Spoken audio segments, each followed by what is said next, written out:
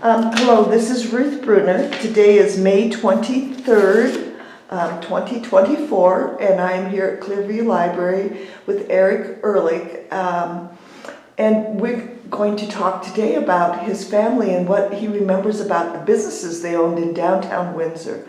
So, Erich, you want to state your full name? Yeah, sure. It's Erich Eugene Ehrlich. Okay, and who were your grandparents and what businesses do you remember in downtown Windsor? Yeah, so my grandparents were Walter and Rachel Ehrlich, and they were business owners in downtown Windsor through the 50s, 60s, 70s, 80s, 90s, up until 2012 when my grandmother passed away. And they were, back in the earlier decades, they had Ehrlich Clothing, and before that it was Olson's, and it was like a mercantile, and in today's world it would be like a Bumgard's or a Big R. And so at that time in history with Windsor, the farmers and ranchers would come into Windsor to trade or do business with Ehrlich Clothing, mercantile. And so it was just like coming in, and there was clothes, and there was different things of tools, supplies, and so that was a way of good business. And from what I remember being told is sometimes it was always on a ledger, and it was trade, because they would say, hey, if that farmer had beef, they would trade out, for some clothing. But with the principle of just a handshake and honesty, there was a ledger. And I remember my grandfather, Walter, always did everything accounting off of a ledger, and he would spend nights at the clothing store or back where they lived up until 2012, which was on the corner of 4th and Walnut, right across from Bethel Lutheran Church, back in his office. And ironically, I still have his desks out at my place. But he would have ledgers, and it would have Ehrlich, and then it would say what was done that day of trade and the dollar amount. And he would always go in and cross things out or check it out. And then where the hearth, I guess, is what everybody recognizes today on the other corner of 4th and Main Street, there are units down below, and that was also owned by Walter and Rachel Ehrlich. And as kids, my dad, Gene Ehrlich, or my cousins, we would always have to go in there, and if there was a tenant that moved out, we were ripping out carpet, painting walls. The Volga Germans, if there was a dirt floor or if there was anything of a floor, I had hours and hours with my cousins of a broom in my hand, always sweeping out the front entrance, always making sure there was never any snow if it snowed. And so those are all really, really, really good memories, even though back then, as a young kid and then teenage years, you're like, why do I have to do this? But hindsight being what it is, it's the installing work ethic and just being appreciative of what you have and taking care of what you got. Mm-hmm. Then before I was born, though, where the flower shop is, or was, yeah. There was another building that they owned there too, and I don't remember. There's been through the 50 years, a lot of tenants or people that have lived in there, but I don't remember much of that part. But the Ehrlich Clothing side was always next to Manweiler's, and Manweiler's have been in Windsor as a business for, I don't want to date them, but probably at least 70 or 80 years. And so the hardware store with Manweiler's, they were there. And then right next door, growing up, I remember it was called Gamble's, and it was the Gamble's building. And then after Ehrlich Clothing closed its doors, which in the significance of Windsor history is that was the time Kodak came in the early 70s. And so my grandfather, Walter, being part of the Windsor Chamber of Commerce downtown business for 25 years before that, or 30 years, he was courted by Kodak, Eastman Kodak, to run their janitorial division.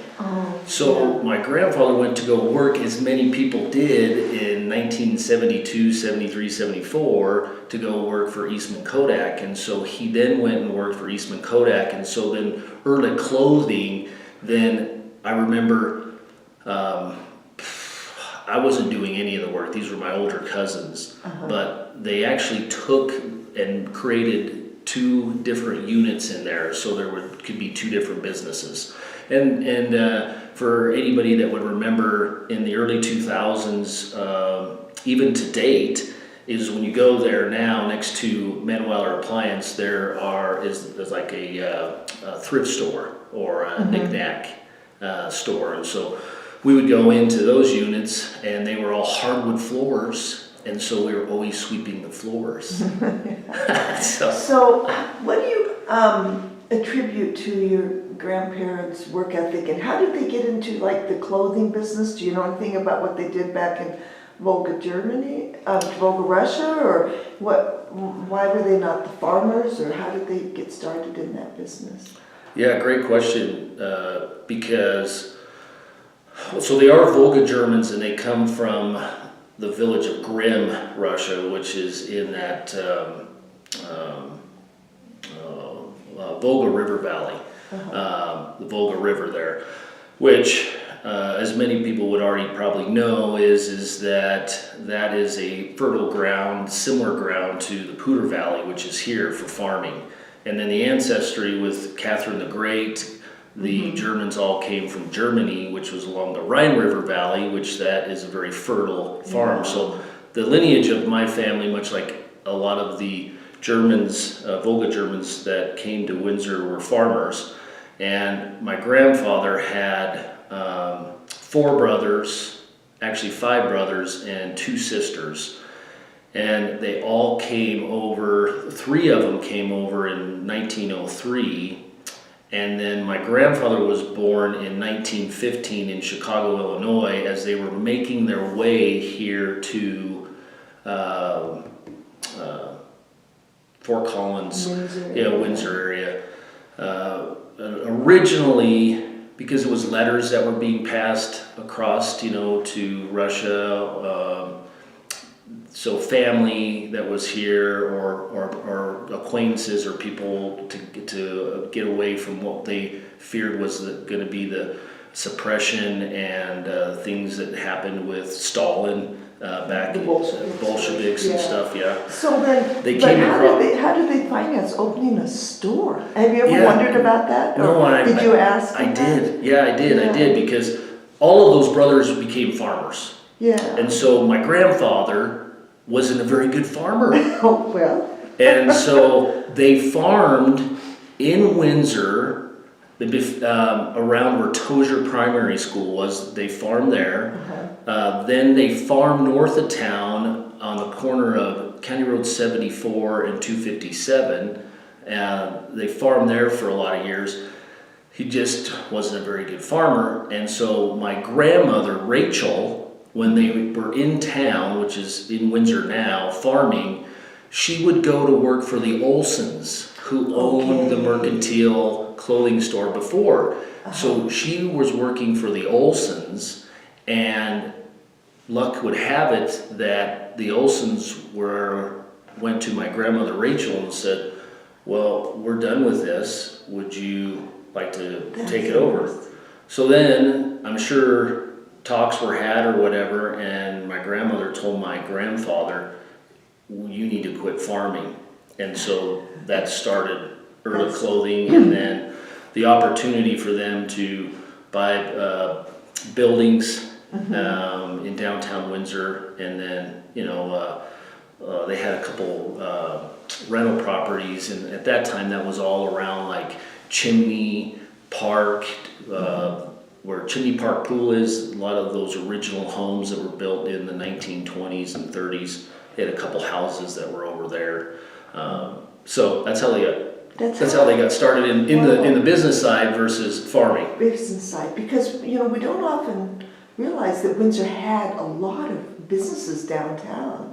that we don't have today. I mean, we have interesting businesses, but we don't have a true, like, mercantile or clothing store that you can get everything at that you need. Yeah. Was there certain nights of the week that they would come to town, the farmers, or was there hours that they were open, or?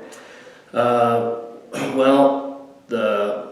it was just normal business hours, but I do remember that Sundays they closed Sundays, so Sundays were family and what have you. But yeah, Monday through Saturday, and it was just your commerce, and it would just be as people would come in to do business or what have you. I mean, obviously at that time, through those decades, there was still obviously people that lived in town, and so it was very easy. But you know, the whole idea of community in small town is everybody supported each other and everybody kind of stayed self-sufficient with where they're at. And then now you look at the complexity of northern Colorado, that everybody goes to other towns, other cities to do business, have dinners.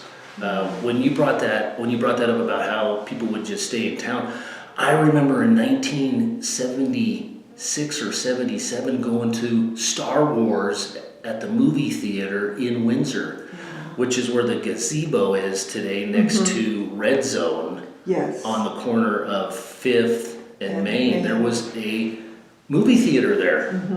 And then when I talked to my dad and his cousins, they would go to the movie theater for 10 cents, and they would be able to go to a movie and get a pop and a popcorn, and then they would do that, and then they'd walk back to, you know, wherever they lived.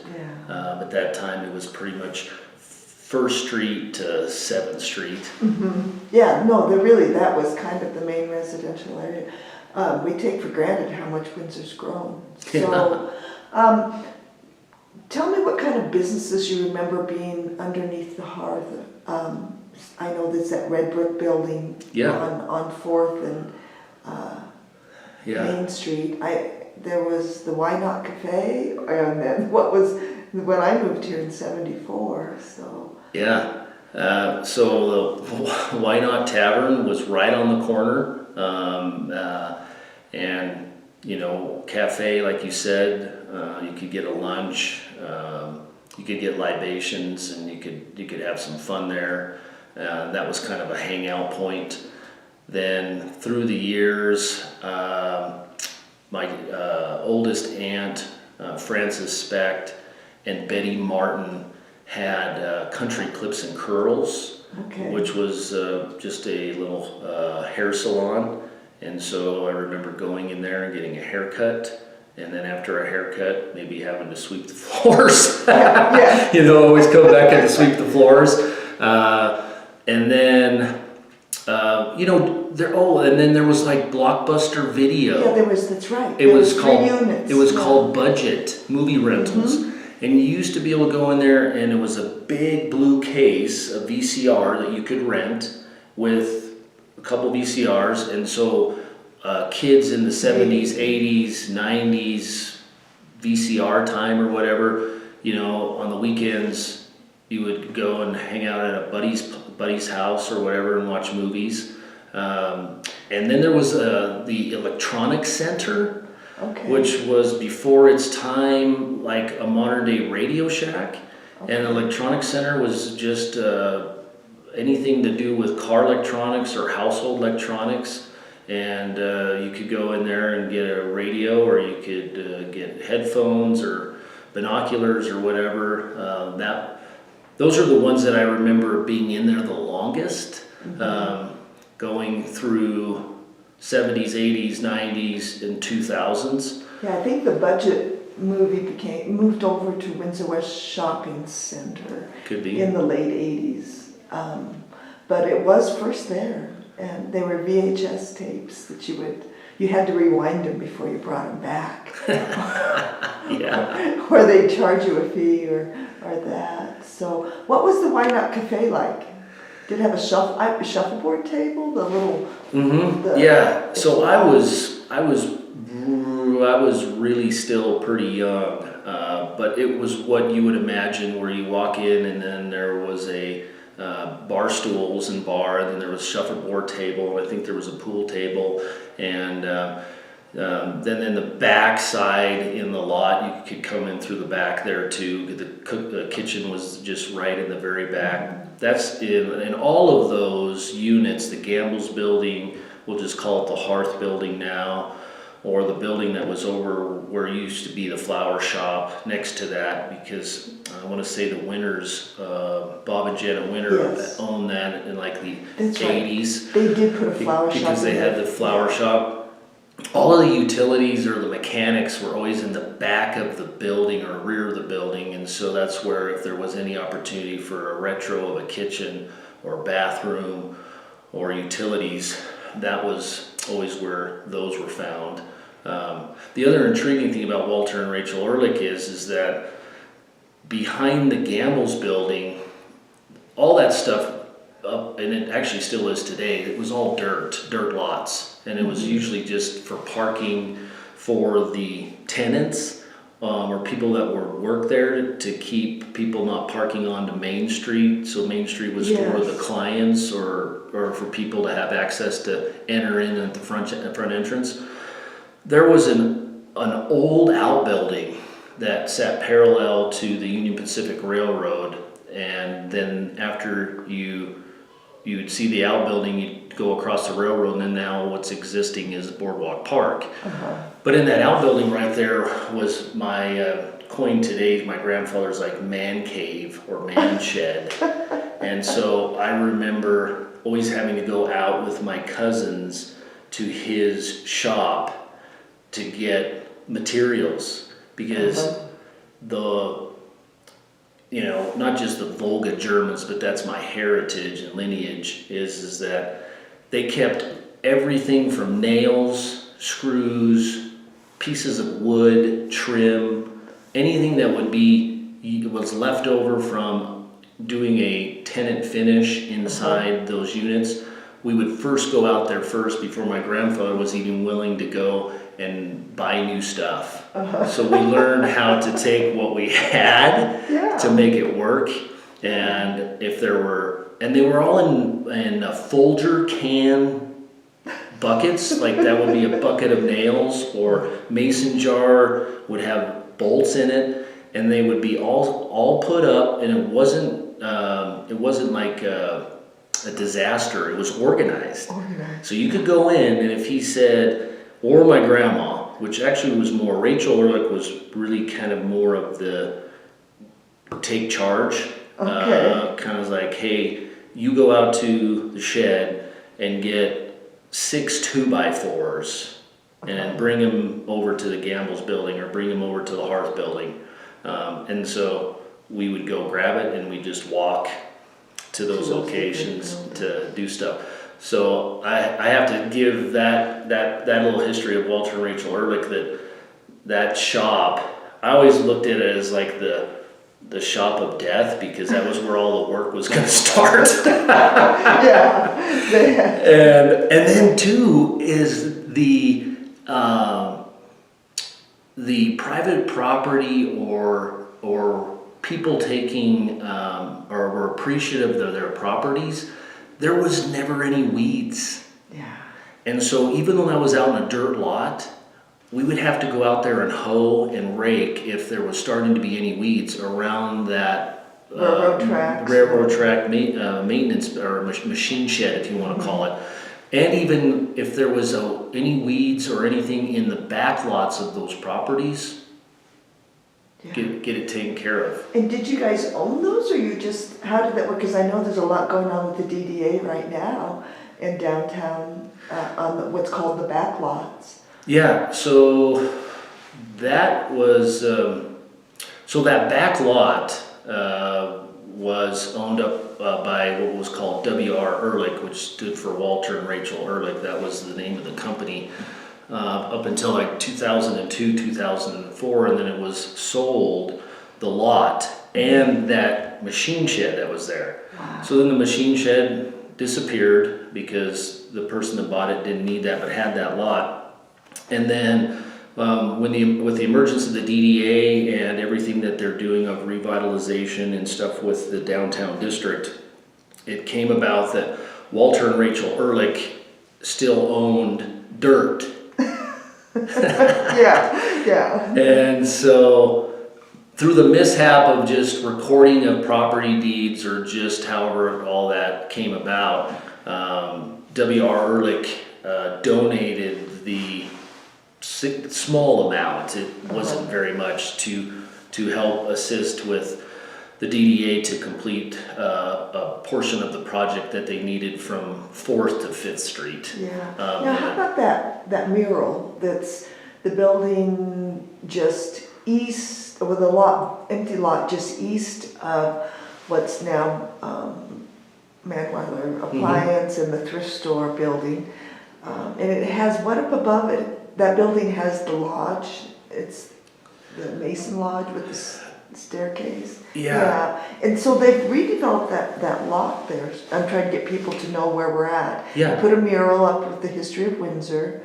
What do you know about that lot and that area? So that lot was just another piece of dirt that just wasn't accounted for really by anything other than W.R. Ehrlich owned it. And that dirt lot, though, in trying to just talk to ancestors or people that are, still alive, and through the last probably 7 years, that was always there. If you can go and take a look at pictures, even back to like the 50s, there was, for some reason, there was just that open entry. Was there an implement dealer somewhere? Someone had said there was, in the building further east was implement dealer, or there was a welding shop. Yeah, so and so that was a place they could advertise with machinery, or... I'm not sure if Manweiler's did or did not, but I think that Manweiler's had back in the earlier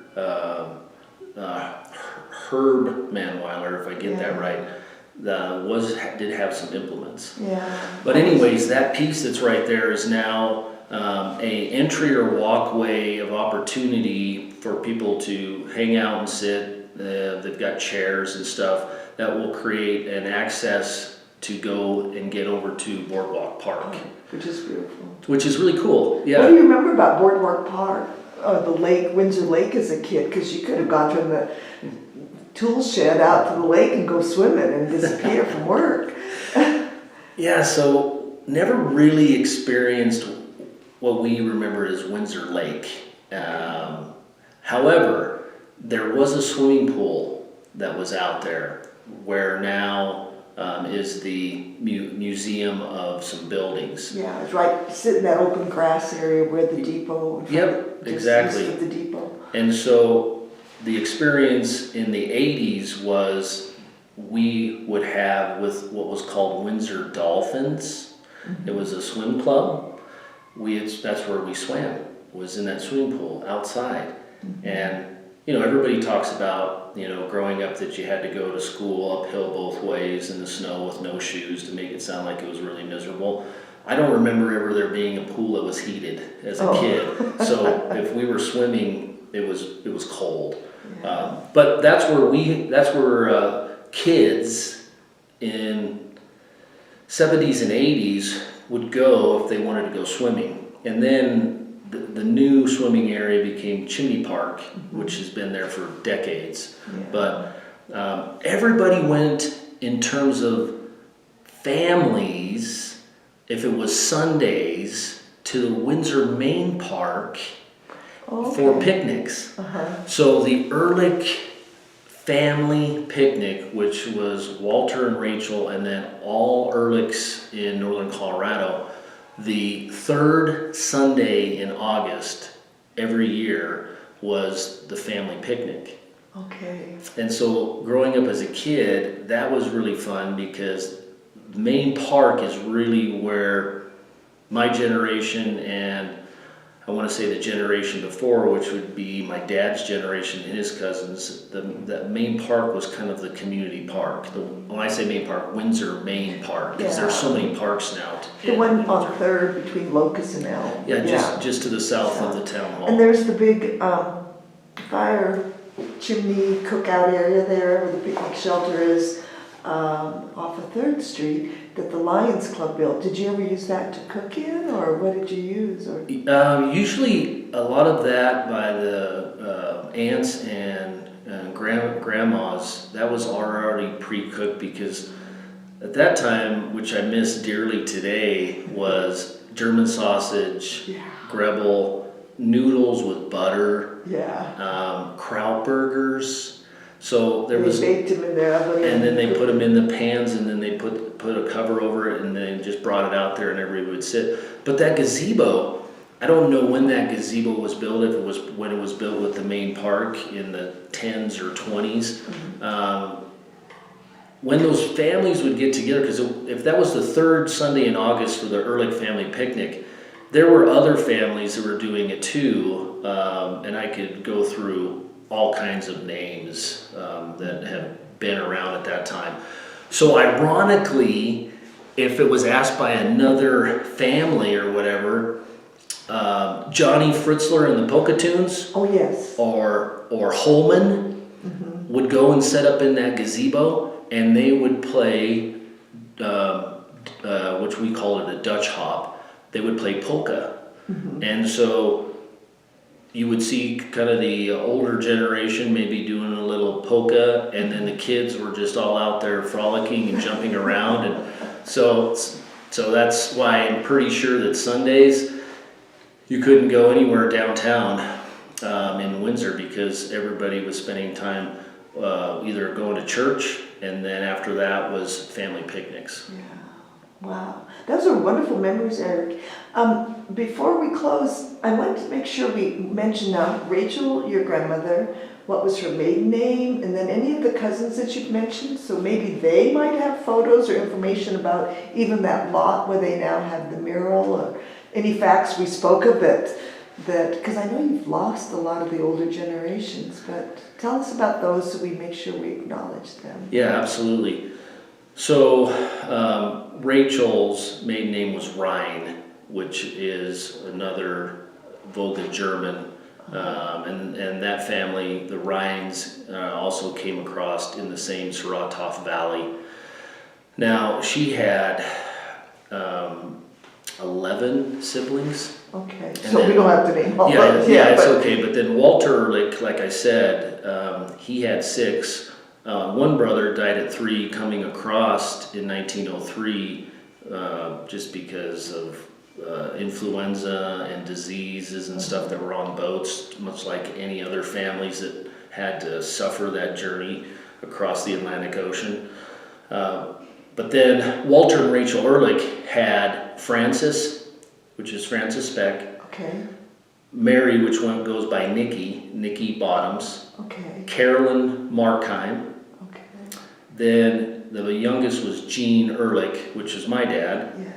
And then during the younger years, Walter and Rachel Ehrlich had a daughter named Florence.